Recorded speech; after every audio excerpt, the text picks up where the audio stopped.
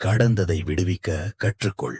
ராஜஸ்தானின் வெயில் கொழுந்துவிடும் பாலைவனப் பாதையில் 2 சந்நியாசிகள் நடந்து கொண்டிருந்தார்கள். ஒருவர் மூத்தவர் ஈஸ்வர், அமைதியான முகம், மென்மையான மனம். மற்றவர் இளையவர் விவேக், மிகவும் கடுமையான விதிகளை பின்பற்றுபவர். அவர்கள் இருவரும் ரிஷிகேஷ் அருகிலுள்ள ஒரு ஆசிரமத்தில் பல வருடங்கள் வாழ்ந்தவர்கள். அவர்கள் எடுத்த ஒரு முக்கியமான விரதம் என்னவென்றால், ஒரு பெண்ணை தொடக்கூடாது, அவளை நேராக பார்க்கக்கூடாது. அந்த நாளில் அவர்கள் மண்டாவா என்ற கிராமத்தை நோக்கி அமைதியாக நடந்தார்கள். அவர்களின் மௌனம் அவர்களின் பிரார்த்தனை. சிறிது நேரத்தில் அவர்கள் ஒரு ஆற்றை அடைந்தார்கள். திடீர் மழையால் அந்த ஆறு பெருக்கெடுத்து வேகமாக ஓடிக்கொண்டிருந்தது. அங்கே ஒரு இளம் பெண் நின்று கொண்டிருந்தாள். அவள் பெயர் மீரா. அவள் திருமண ஆடை அணிந்திருந்தாள். பொன் வேலைப்பாடுகளால் அழகாக இருந்தது. ஆனால் அவள் அழுது கொண்டிருந்தாள்.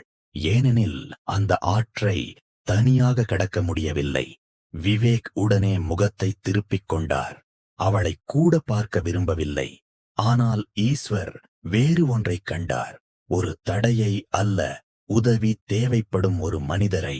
ஈஸ்வர் அமைதியாக தனது கைத்தடியை விவேக்கிடம் கொடுத்தார்.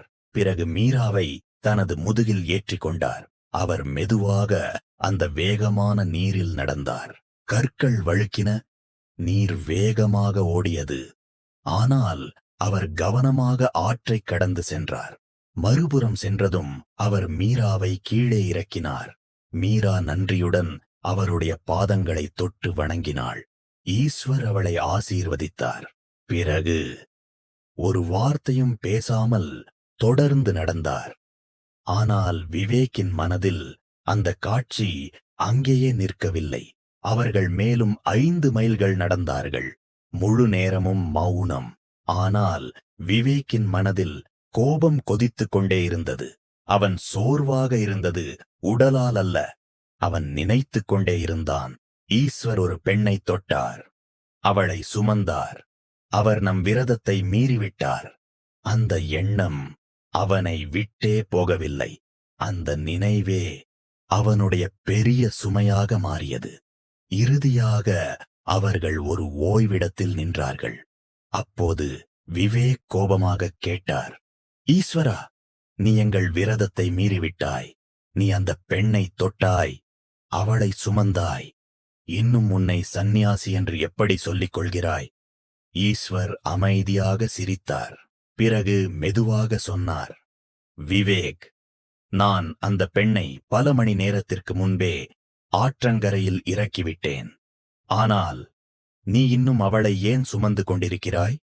அந்த வார்த்தைகள் விவேக்கின் மனதை தொட்டது. அவன் உணர்ந்தான், உண்மையில் அந்த நினைவை சுமந்தது ஈஸ்வர் அல்ல, அவன்தான். இருவரும் அமைதியாக மறையும் சூரியனை நோக்கி நடந்தார்கள்.